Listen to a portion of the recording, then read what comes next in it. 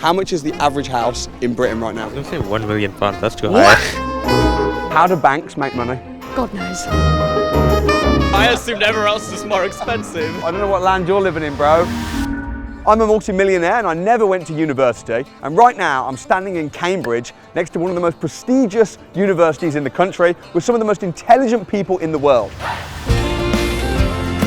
So I'm going to be stopping the students in the street and asking them some basic questions around financial literacy and seeing just how knowledgeable they really are. Where are you studying? Cambridge? Yeah. What are you studying? Economics. Business management. Land economy. How much is the average house in Britain right now? In the whole of the UK? Oh my god. I was going to say £1 million, that's too high. Not a million, bro. 400,000. Half a million? That sounds quite a lot. Should we go 500,000? 300,000. 350,000. It's more like 250, 300. I would say about 500,000. 250, 300k. It's actually £282,000. I don't know what land you're living in, bro. I mean, I live in Rotherham, it's the cheapest part of UK, but I assumed everywhere else is more expensive. How much was the average house price in Britain in 1995? I'm thinking less. Yeah. I think it'll be like Under 100, right? Yeah, like much cheaper. Like Maybe 100? 70,000. 40, 50. 50, 60. 50k? 50,000. 60,000. 150,000. 10, 115 odd It maybe. was actually 55,000. Whoa! Oh my god. That's Yeah. crazy. What are you studying, by the way? Economics. What's base rate right now? Is this something to do with interest? What is it right now? What percentage? I genuinely have no idea. 1.3%. No, wait, that's way too low. And I should actually know the number. Oh, it's higher than it was. Let's go 4.5.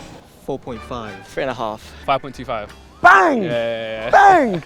My guy knows his stuff. It's 5.2. Okay. 5.25. What is good debt? So what is good debt? Oh my god, I just had my sociology exam about this. I'm not really sure, to be honest. All right, It's that you can use to borrow more money. Good debt is like kind of home ownership, student loan, something that's like secured maybe. There's like low risk involved in that debt. How do banks make money?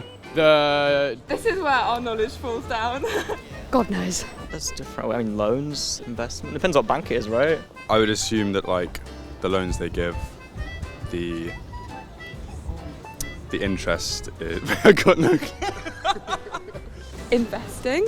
Like charging people on their loans interest. The difference between the interest rate on saving versus loaning, is that right? I mean, I guess it's just you get money put in, you reinvest that cash, you get more, and then if someone asks for a deposit, you give what you made on top of what they originally put in. Interest rates for mortgages and stuff like that. Like investing, right? And then, Whose money do they use? Our money, isn't it? yeah, our money. Our money. Yeah, maybe. That's actually correct. Yeah.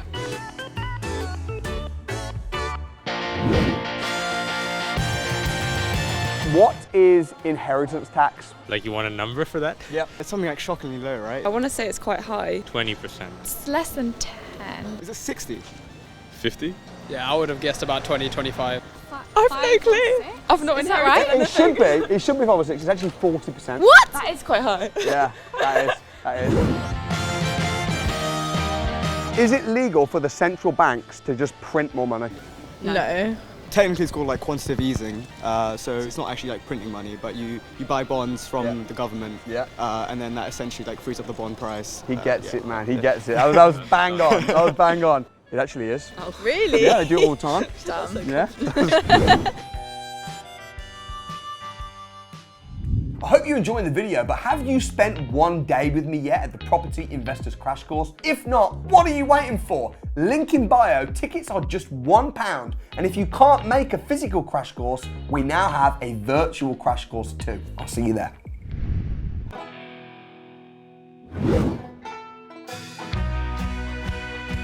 Give me an example of what passive income is. Money that sort of generates itself without you having to like active work. Dividends from stocks. Real estate, rent. Yeah. Not as passive, but. Yeah, correct, good. How do you work out the return on investment when buying a property? No. I don't know. Uh, How do you calculate? You compare it to like the base interest rate, I think. Do you use the prices of similar properties plus like? I really don't know. So it's how much you're going to put in versus how much it's going to give you. you take into account how much the rent is per year, and you also take into account if you would sell that property, like, so you take into account like appreciation and the rent price. It's the annual profit from the rent divided by the investment you put in. Excuse me, mate. Do you know what base rate is? Oh, yeah, love, bro. He knew me, man. So in the world of property investment, what does HMO stand for? House, mortgage. HMO. HMO. Housing, multiple accommodations or something like that? I don't know. Can't think of what the O would be. No, I don't know that one. House in multiple occupancy. What about BRRR? Building. No clue. Nah, I've never heard of this one. It stands for buy, refurbish, refinance, rent. So it's to increase its market value. I don't know. How much is stamp duty tax for first-time buyers? How much what tax? Stamp duty tax. Stamp duty. No. I have no idea. I don't know if it's 12.5 or 25%, or it could be neither, but that's my guess. Maybe like 10. Yeah, I was thinking maybe a bit higher, maybe 15. 10%. It's not tax free. Yes, it is. It's actually 0. First time buyer, second time is goes up to 3%, and then there's a sliding threshold. I don't know why I went so high.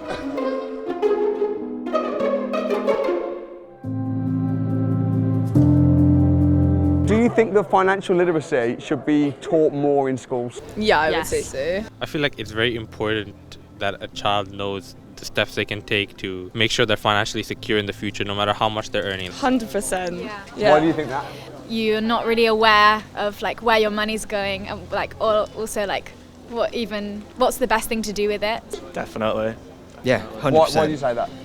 Well, I mean, it's the most fundamental thing to being independent, right? A large proportion of people don't really have like a good as of a grasp as they want to. Like they feel like, oh, I've been misinformed, or like I haven't learnt enough as I've been growing up. So they're not really like, they're kind of just thrown in the deep end when it comes to buying a house and stuff. Definitely help if they knew a bit more about savings, investments. It can help people sort of narrow down the wealth gap. So at the moment, the rich are obviously they know their finances, they're getting richer, but the poor people not so much, I'd say. There's so many steps you can take, like investing your savings and stuff, rather than just keeping it in a bank account, which wouldn't gain that much compared to like stocks and stuff. You get sort of like released into the world after uni and you just don't know what to do. Yeah.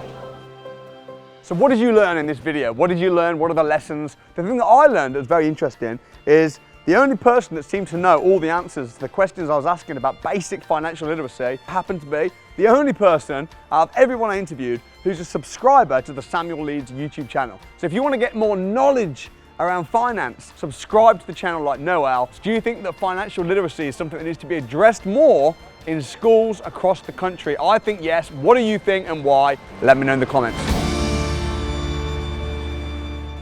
I think, you know what I think? I think people that study at Cambridge are full of